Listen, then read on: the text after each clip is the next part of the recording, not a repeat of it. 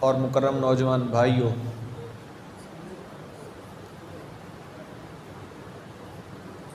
حضور اکرم صلی اللہ علیہ وسلم اللہ تبارک و تعالیٰ کے انسانیت کی رہنمائی اور ہدایت کے لیے وہ آخری رہنما، قاصد اور پیغمبر بن کے تشریف لائے ہیں، جن کے پیغام کے اندر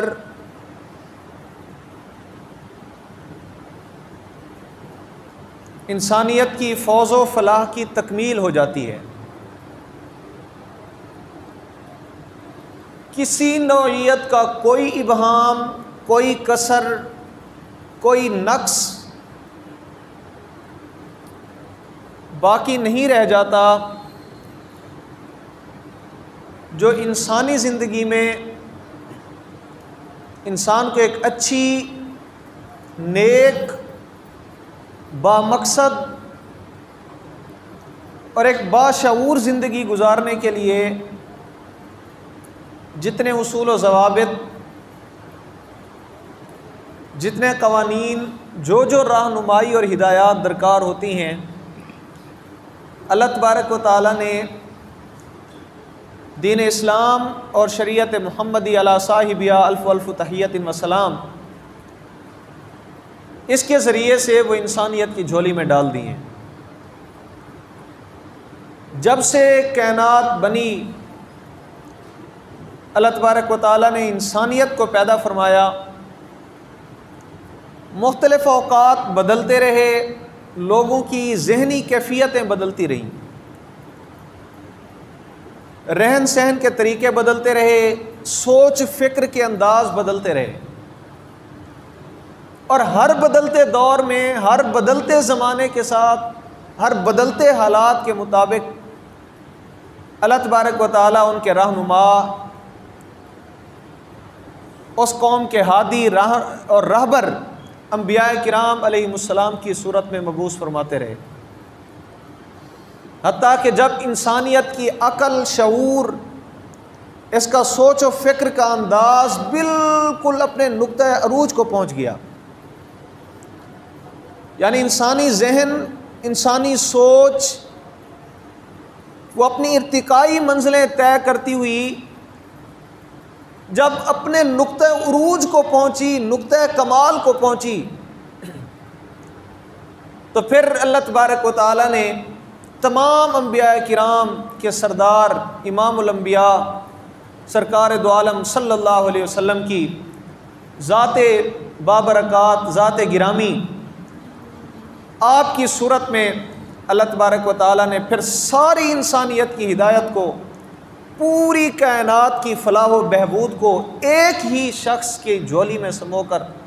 ایک ہی آدمی کے پیغام میں اس کو پرو کر وہ انسانیت کو عطا کر دیا۔ یعنی آپ علیہ الصلوۃ والسلام کی تعلیمات ہر وقت کے لیے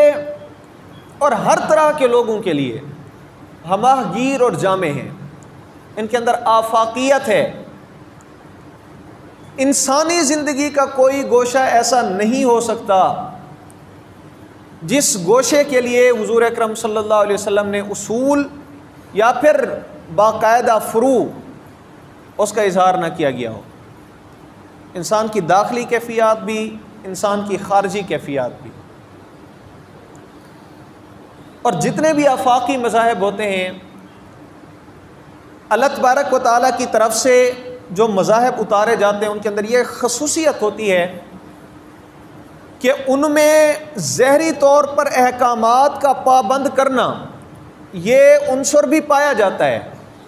لیکن دراصل ان میں کوشش یہ کی جاتی ہے کہ اندر سے حالات کو بدلا جائے۔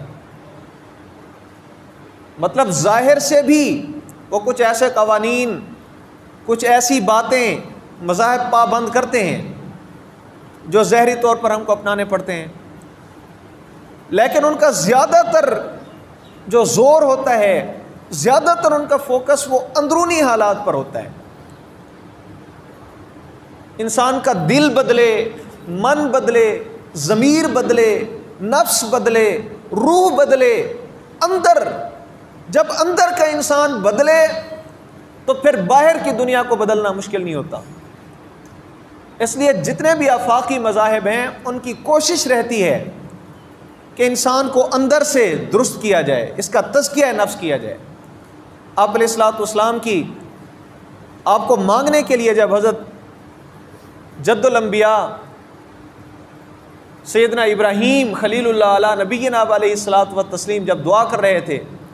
تو آپ نے دعا انہی الفاظ میں کی تھی، ربنا وابعث فیہم رسولا منہم یتلو علیہم آیاتک ویعلمہم الکتاب والحکمت ویزکیہم۔ اے اللہ، ہم نے تیرا گھر بنا دیا، ہم نے مسجد بنا دی، ہم نے مدرسہ بنا دیا، اب اس گھر کا باشندہ چاہیے، اس گھر کو بسانے والا چاہیے۔ مسجد بنا دی امام چاہیے، مدرسہ بنا دیا استاد چاہیے، لیکن جو استاد عطا ہو، جس کو اس استادی کا منصب عطا ہو، اس کے اندر یہ خصوصیات ہونی چاہیے۔ یتلو علیہم آیاتک، وہ تیری آیات، تیرا کلام پڑھ پڑھ کے لوگوں کو سنائے، ان کے دل کو سیکل کرے، دل پہ جو زنگ لگ چکا ہے تیری آیات کی تلاوت سے ان کے دل کو دھوئے۔ وَيُعَلِّمُهُمُ الْكِتَابَ وَالْحِكْمَةَ، اور پھر اس کتاب کے معنی اور مفاہیم، اس کے تفاصیل، اس کے مطالب، وہ کہہ کیا رہی ہے، اس کے مزید اس کے اندر کیا کیا تشریحات موجود ہیں، وہ ساری واضح کر کے ان کو بتائے۔ وَيُزَكِّيهِمْ، اور تیسری صفت یہ ہو کہ وہ ان کا تزکیہ کرے۔ تزکیہ زکوٰۃ سے نکلا ہے، معنی ہے پاک کرنا، یعنی کہ انسان کا اپنی روح کو، اپنے نفس کو بری عادات سے نکال کر، بچا کر، بری عادات سے پاک کر کے اچھے اخلاق اور اچھی عادات اپنا لینا، یہ ہوتا ہے تزکیہ نفس۔ تو حضور اکرم صلی اللہ علیہ وسلم کی وہ یزکیہم والی صفت پھر جب بروئے کار لائی گئی اور جب اس کا ظہور ہوا تو کائنات نے دیکھا کہ ایسے ایسے افراد تیار ہوئے کہ ان کے کردار اور ان کی روحانی تربیت اور ان کے افکار اور سوچ کا جو معیار ہوا، کائنات تک، رہتی دنیا تک، دنیا لوگ اس کی مثال پیش نہیں کر سکتے۔ کوئی سوچ سکتا ہے کہ 22 لاکھ مربع میل کا حکمران ہے اور روب، دبدبہ، جلال اتنا ہے کہ جب مجمع میں کھڑے ہوں کوئی چہرہ نہیں دیکھ سکتا، سب کی آنکھیں جھکی رہتی ہیں۔ روب، جلال، دبدبہ اتنا ہے کہ ملک فتح کرنے کے لیے نکلتے ہیں، ابھی پہنچتے نہیں ہیں، مفتوح قوم، مغلوب قوم خود اپنی شکست تسلیم کر کے قدموں میں آ کے شرائط مان لیتی ہے۔ اتنا بڑا روب، دبدبہ اور جلال، لیکن شان یہ ہے، اپنی کیفیت یہ ہے کہ اپنے جسم پہ لباس وہ ٹاکی لگا کے پہنتے ہیں، اپنے گھر کا روزینہ وظیفہ ایک عام مسلمان کے برابر مقرر کرتے ہیں، اور مخمل کے لباس اور مخمل کے بستر پہ سونے کی بجائے کبھی بغیر تکیہ لگائے سو رہے ہیں، کبھی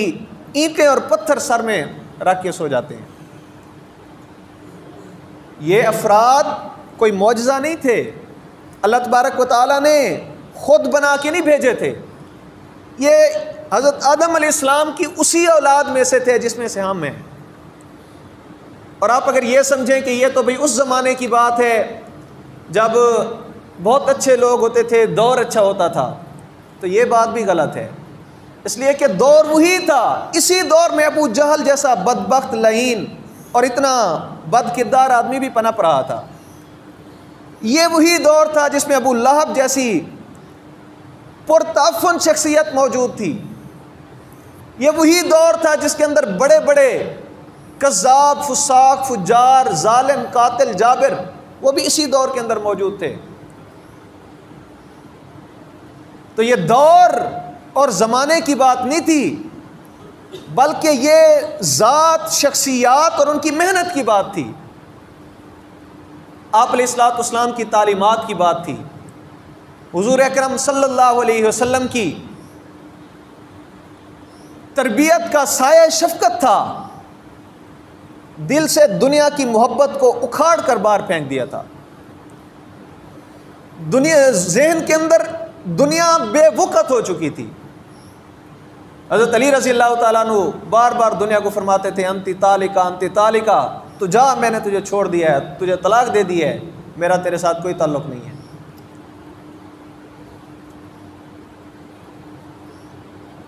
وَيُزَكِّيهِمْ، تزکیہ نفس کیا۔ اس تزکیہ نفس کا بہت سارے طریقے ہوتے ہیں۔ ایک طریقہ جو قرآن کریم کے اندر بہت زیادہ استعمال کیا جاتا ہے وہ طریقہ انسان کو اپنی اصلیت یاد دلانا، اس کو کہتے ہیں تذکیر انفسی۔ قرآن کے اندر دو قسم کے دلائل بیان ہوتے ہیں، کبھی انسان کو اپنے آپ میں سوچنے کی دعوت دی جاتی ہے کہ تم کو اگر قرآن کی سمجھ نہیں ہے، حدیث کی سمجھ نہیں ہے، تم کو یہ کہکشاؤں کا نظام سمجھنے میں دشواری ہے تو کوئی بات نہیں، ہم نے تمہیں جو یہ 5-6 فٹ کی یہ کائنات دی ہے نا، اپنی اسی کائنات میں دیکھ لو، تمہیں رب کے موجود ہونے کی نشانی مل جائے گی، تمہیں خداوند قدوس کے دلائل مل جائیں گے۔ اس کو کہتے ہیں اپنے نفس میں دیکھ کر، اپنے نفس میں غوطے لگا کر اللہ تبارک و تعالیٰ کی دلیلیں تلاش کرنا، اس کو کہتے ہیں تذکیر انفسی۔ اور دوسری ہوتی ہے تذکیر آفاقی، آفاق کی مثالیں دی جاتی ہیں، زمین، آسمان، سورج، چاند، ستارے، سیارے، پہاڑ، وادیاں، سمندر، اور ان سب کا نظام اور ان کا باہم بہترین طریقے سے چلنا، تسلسل کے ساتھ ان سب کا نظام، اس کا بندوبست کرنا، اس کو ذہن میں رکھ کر اگر اللہ تبارک و تعالیٰ کی دلیل حاصل کرنے کی کوشش کی جائے تو اس کو تذکیر آفاقی کہتے ہیں۔ قرآن کریم کے اندر تذکیر انفسی سورہ دہر کے اندر، سورہ عبس کے اندر، سورہ قیامہ کے اندر کی گئی ہے۔ اللہ تعالیٰ فرماتے ہیں هل أتى على الإنسان حين من الدهر لم يكن شيئا مذكورا، اے انسان کیا تجھ پہ وہ وقت، وہ گزرا ہوا وقت تجھے یاد نہیں ہے؟ هل أتى على الإنسان حين من الدهر، کیا زمانے کا وہ لمحہ، زمانے کا وہ وقت، کیا وہ زمانہ جو تجھ پہ گزرا ہے کیا تجھے یاد نہیں ہے؟ کیا تجھ پہ وہ وقت نہیں آیا ہے؟ کون سا؟ لم یکن شیئا مذکورا، جب تو کوئی قابل ذکر چیز نہیں تھا۔ لم یکن شیئا مذکورا، جب تو کوئی قابل ذکر چیز، یعنی کہ تو کچھ بھی نہیں تھا، اگر تھا بھی تو ایسا کہ تجھے ذکر نہیں کیا جا سکتا تھا، تیرا تذکرہ نہیں ہو سکتا تھا۔ لم یکن شیئا مذکورا، یا پھر یہ کہ جب تو تھا بھی صحیح تو ایسی غلیظ اور نامناسب کیفیت کے اندر موجود تھا کہ تو اپنا تذکرہ کیا جانا مناسب نہیں سمجھتا تھا، یعنی تو ایسی کیفیت میں تھا، تیری حالت ایسی تھی کہ تو نہیں چاہتا تھا کہ مجھے کوئی بتائے کہ میں اس حالت کے اندر ہوں۔ کیسا با پردہ اور پر فصاحت انداز ہے قرآن کریم کا، لم یکن شیئا مذکورا، کہ انسان پہ وہ وقت گزر چکا ہے جب یہ قابل ذکر چیز نہیں تھا۔ یا تو اس وقت کی بات ہے جب عالم ارواح سے تخلیق انسان کے فیصلے کے بعد ہمارے ذرات آسمانوں میں، فضاؤں میں اڑ رہے تھے، لم یکن شیئا مذکورا، کوئی قابل ذکر چیز نہیں، اب کوئی ذرہ کہیں پہ ہے، کوئی ذرہ کہیں پہ ہے، کیسے ذکر کیا جائے؟ مت سہل اسے جانو، پھرتا ہے فلک برسوں، تب خاک کے پردے سے انسان نکلتا ہے۔ کہا جاتا ہے کہ انسان اپنی پیدائش سے، تخلیق سے پہلے اس کی جو اجزاء ہوتے ہیں، جو ترکیبی اجزاء ہوتے ہیں، وہ فضاؤں میں اڑ رہے ہوتے ہیں، پھر وہ اللہ تبارک و تعالیٰ کی تقدیر اور اس کے فیصلے کے مطابق آ کے پھلوں پہ، فصلات پہ لگتے ہیں، اور پھر وہ فصلات انسان، جانور استعمال کرتے ہیں، اگر جانور استعمال کرتے ہیں تو پھر جانوروں کو انسان استعمال کرتے ہیں، الٹیمیٹلی وہ انسان کی غذا بنتی ہے، اور غذا بن کے پھر اس سے خون بنتا ہے، اور خون بن کے پھر اس سے نطفہ بنتا ہے، اور جب وہ نطفہ بن جاتا ہے تو لم یکن شیئا مذکورا، انسان نطفے کی حالت کے اندر موجود ہوتا ہے، ایک ناپاک قطرے کی حالت میں موجود ہوتا ہے۔ قرآن کہتے ہیں انسان تو جو اتنا بڑا غرہ بنا پھر رہا ہے، تجھے اپنی جوانی پہ، طاقت پہ، دولت پہ، شہرت پہ، حسن پہ، اپنی فصاحت و بلاغت پہ، اپنی چلاکی پہ، اپنی باتوں پہ اتنا جو تو ناز کیے پھرتا ہے اور تو تراتا ہے، اور اتنا تکبر تجھ میں آ گیا ہے کہ دوسرے کی بات سننے تک تیار نہیں، اور یہ منصوبے دل میں بنائے رکھتا ہے کہ میں فلاں کو لتاڑ دوں گا، فلاں کو پیس دوں گا، میں پہاڑ چیر دوں گا، میں زمینیں اڑا دوں گا، میں آسمان اتار لوں گا۔ یہ جو تو اتنے بڑے بڑے خود ساختہ دعوے ذہن میں رکھتا ہے، اللہ الانسان حین من الدہر لم یکن شیئا مذکورا، تجھے یاد نہیں ہے جب تو ناپاک گندے قطرے، گندے پانی کے قطرے کی حالت میں موجود تھا، جس کی حالت میں ہونے کو تو بھی اپنے لیے قابل ذکر نہیں سمجھتا۔ اب کوئی انسان یہ نہیں چاہتا نا کہ مجھے یہ بتایا جائے کہ میں ناپاک پانی تھا، تو اللہ تعالیٰ کہتے ہیں تجھ پہ وہ دن گزر چکا ہے، وہ لمحات زندگی، وہ حین من الدہر، وہ زمانے کے اجزاء تجھ پہ گزر چکے ہیں جب تو گندے پانی کی صورت میں موجود تھا، اور پھر انا خلقنا الانسان من نطفۃ امشاج، پھر ہم نے انسان کو پیدا کر دیا، بنا دیا، اس کی بہترین تخلیق کر دی، من نطفۃ امشاج، ملے ہوئے پانی سے، ایک نطفہ والد کی طرف سے، ایک نطفہ والدہ کی طرف سے، جب ان کا آپس میں ملاپ ہوا، انا خلقنا الانسان، ہم نے اس ناپاک اور گندے ترین قطرے سے، جو اگر ذرے برابر بھی کپڑے پہ لگا ہوا، مسجد میں داخل نہیں ہو سکتے آپ، نماز نہیں پڑھ سکتے آپ، قرآن نہیں پڑھ سکتے آپ، اور اگر وہ آپ کے جسم سے خارج ہوا ہے تو آپ ذکر نہیں کر سکتے، تلاوت نہیں کر سکتے، اس کے فوراً بعد اپنے آپ کو پاک کرنا ضروری۔ ایسے ناپاک قطرے سے اللہ تعالیٰ کہتے ہیں میرے پاس اتنی بڑی قدرت موجود ہے، میرے پاس اتنی بڑی حکمت اور اتنی بڑی طاقت موجود ہے کہ اس ناپاک ترین، غلیظ ترین اور حقیر ترین پانی سے انا خلقنا الانسان اور لقد خلقنا الانسان فی احسن تقویم، ایسا انسان بنا دیتا ہوں کہ پھر لوگ ایک طرف چاند کو رکھتے ہیں، ایک طرف انسان کو رکھتے ہیں، اور پھر دونوں میں مقابلہ کرنے کے بعد کہتے ہیں کہ چاند سے تشبیہ دینا یہ بھی کوئی انصاف ہے، چاند کے چہرے پہ چھائیاں، مدنی کا چہرہ صاف ہے، یعنی کہ وہ بھی تو انسان، انبیاء کی تخلیق بھی میں نے کی ہے، اور پھر لوگ حسن یوسف کو رہتی دنیا تک یاد کرتے ہیں، اور اس تخلیق کے اندر فی احسن تقویم، انسان کو بہترین مجسمہ، بہترین سانچہ، بہترین سراپا، سوچنے کی، فکر کی، شعور کی کیفیات، بولنے کی، دیکھنے کی، سننے کی، اتنی بڑی بڑی اس کو طاقتیں اور ملکے میں عطا کر دیتا ہوں۔ نبتلیہ فجعلناہ سمیعا بصیرا۔ اب ذہن کے اندر سوال آتا ہے کہ باری تعالیٰ تو موجود تھا، تیری قدرت موجود تھی، انسان کو پیدا کر دیا، تو تخلیق کا مقصد کیا ہے؟ چاہتا کیا ہے؟ تو انسان کو بناتا کیوں ہے؟ بنا کے تیرا اس سے مقصد کیا ہے؟ اللہ تعالیٰ کہتے ہیں نبتلیہ، اللہ فرماتے ہیں دراصل میں نے جنت بنائی تھی، جہنم بنائی تھی، اور پھر مجھے چاہیے تھے کچھ جنتی کچھ جہنمی، اب میں لوگ بنا کے سارے جہنم میں بھیج دیتا، مجھ سے کوئی نہیں پوچھ سکتا تھا، اگر سارے بنا کے جنت میں بھیج دیتا تب بھی مجھ سے سوال نہیں کیا جا سکتا، لا یسأل عما یفعل، میرے عمل پہ، میرے فعل پہ سوال نہیں ہو سکتا، لیکن میری مشیت نے، میری حکمت نے، میری قدرت نے یہ فیصلہ کیا کہ یہ دونوں چیزیں بنا دی گئی ہیں، اب ذرا ان کو نبتلیہ، ابتلاء اور آزمائش کے ایک عمل سے گزار لیا جائے۔ جو لوگ اس ابتلاء اور آزمائش کے اندر اپنے آپ کو جنت کا حقدار ثابت کر دیں گے، جنت کے مالک بن جائیں گے، جو جہنم کا حقدار ثابت کر دیں گے وہ جہنم کے اندر چلے جائیں گے۔ نبتلیہ فجعلناہ سمیعا بصیرا، یا اللہ اگر انسان کو پیدا کر کے اس کو آزمائش اور ابتلاء کے لیے دنیا کے اندر بھیج دیا ہے تو پھر اس کو کچھ صلاحیتیں بھی دی ہیں، اس کو پتہ کیسے چلے گا جنت کا راستہ کون سا ہے، جہنم کا کون سا ہے، صحیح کیا ہے، غلط کیا ہے، اچھائی کیا ہے، برائی کیا ہے، پتہ کیسے چلے گا؟ اللہ تعالیٰ کہتے ہیں فجعلناہ سمیعا بصیرا، ہم نے اس کو سننے والا اور دیکھنے والا بنا دیا ہے۔ یہ سننے والا دیکھنے والا ویسے تو ترجمہ یہ ہے کہ آنکھوں سے دیکھا جاتا ہے، کانوں سے سنا جاتا ہے،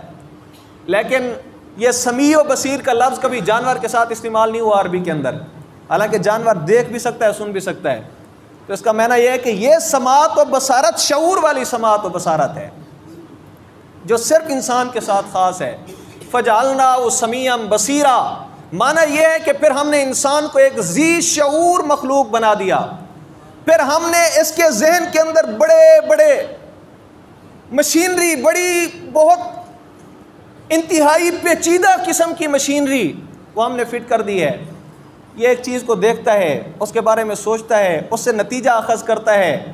اس کو دوسری چیز پہ قیاس کرتا ہے، دوسری کو تیسری چیز پہ قیاس کرتا ہے۔ اس کے ذہن کو ہم نے اتنی وسعت دے دی ہے، اس کو اتنا تیز بنا دیا ہے۔ فجعلناہ سمیعا بصیرا، کہ یہ اپنے ذہن کی بنیاد پر، اور ہم نے وحی کے ذریعے جو نور اس کو عطا کیا ہے، جو القاء کیا ہے، انبیاء کی تعلیمات کے ذریعے جو کچھ اس کے سامنے رکھا گیا ہے، وہدیناہ النجدین، دونوں راستے اس کے سامنے واضح کر دیے ہیں۔ جنت کا راستہ بھی بالکل واضح ہے، جہنم کا راستہ بھی بالکل واضح ہے۔ یعنی کہ ہم اس کا جنت کے راستے جانا یا جہنم کے راستے جانا ہماری طرف سے کسی قسم کی مجبوری اور زبردستی کی وجہ سے نہیں ہوگا۔ ہم نے انسان بنا کے یہاں پہ کھڑا کیا ہے اور بتایا ہے کہ بھئی یہ جنت کو جا رہا ہے، یہ جہنم کو جا رہا ہے۔ ہم نے دھکا نہ ادھر دیا ہے نہ ادھر دیا ہے، اس کو ادھر جانے کی بھی طاقت دے دی ہے، ادھر جانے کی بھی طاقت دے دی ہے، اور بتا دیا ہے کہ یہ میرا راستہ ہے، یہ شیطان کا راستہ ہے، ادھر رحمان ہے ادھر شیطان ہے، اب تو جا جدھر جانا چاہتا ہے۔ اور انسان پھر اپنی مرضی سے چلا جاتا ہے۔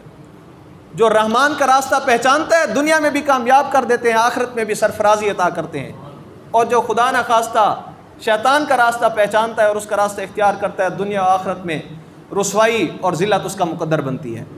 نبتلیہ فجعلناہ سمیعا بصیرا، ہم نے اس کی آزمائش، اس کو آزمائش کے اندر ڈالا، ابتلا کے اندر ڈالا۔ فجعلناہ سمیعا بصیرا، سماعت و بصارت شعور دے کر ڈالا۔ انا ہدیناہ السبیل اما شاکرا و اما کفورا، ہم نے اس کو راستے کی ہدایت دے دی، راستے کی رہنمائی کر دی۔ اما شاکرا اما کفورا، یا تو ہمارا شکر گزار بن جاتا ہے، ہمارا مطیع و فرما بردار بن جاتا ہے، ہمارے سامنے اپنا سر تسلیم خم کر لیتا ہے، اما کفورا، یا پھر یہ ناشکرہ بن جاتا ہے، ہمارے احکامات کی تکمیل نہیں کرتا، ان کی پاسداری نہیں رکھتا اور جہنم کا مستحق ٹھہرتا ہے۔ اب یہ جو ہدیناہ السبیل ہے، اللہ تعالیٰ کہتے ہیں کہ ہم نے اس کو راستے کی ہدایت عطا کر دی۔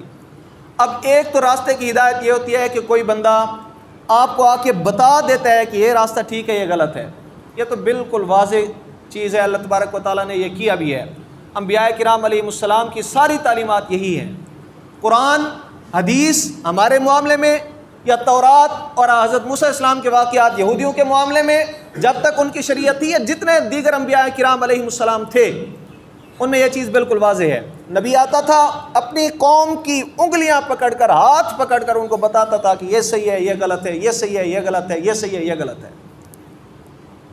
اس کے علاوہ بھی اللہ تبارک و تعالیٰ نے انسان پہ خصوصی فضل فرمایا ہے۔ اس ہدایت اور رہنمائی کے علاوہ بھی بہت ساری رہنمائیاں ایسی ہیں جو انسان کے اندر موجود ہیں۔ انسان کی فطرت کے اندر اللہ تبارک و تعالیٰ نے وہ ودیعت کر دی ہیں۔ انسان کے ضمیر کے اندر وہ پلڑا، وہ ترازو اور وہ میزان لگا دیا ہے کہ یہ صحیح اور غلط کو بغیر کسی بیرونی رہنمائی کے، یعنی کہ قرآن و حدیث میں دیکھے بغیر بھی انسان صحیح اور غلط میں کسی حد تک فرق کر سکتا ہے۔ اور وہ رہنمائی اللہ تبارک و تعالیٰ نے انسان کے ضمیر کو سلیم بنا کر، سلامت والا بنا کر، قلب سلیم عطا کر کے وہ رہنمائی کی ہے۔ اب جتنا بڑے سے بڑا گناہ گار بھی لے لیجئے، جس کی زندگی ساری گناہوں میں لت پت ہو، اس کے لمحات گناہوں کے بغیر نہ گزرتے ہوں، اور گناہ کے بغیر اس کا کوئی چارہ کار نہ ہو، اور غلطی اور کوتاہی اس کا مقدر ہو، وہ آدمی جو اس طرح سے گناہ کے اندر اور برائی کے اندر مبتلا ہے، آپ اس کے سامنے جا کر اسی برائی کا تذکرہ کریں جو وہ خود کرتا ہے، کرتا رہتا ہے اور اصرار کے ساتھ کرتا ہے، اس کی زبان بھی چلے گی تو بولے گا کہ یار کام غلط ہے۔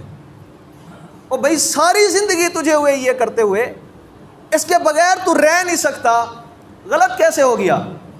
تو غلط وہ ہے کل مولود یولد علی الفطرہ، ہر بچہ، ہر ذی روح، ہر انسان، اللہ تبارک و تعالیٰ نے جو ضمیر اس کو عطا کیا ہے وہ فطرت پر، فطرت سلیم پر، دین اسلام کی فطرت پہ پیدا ہوا ہے۔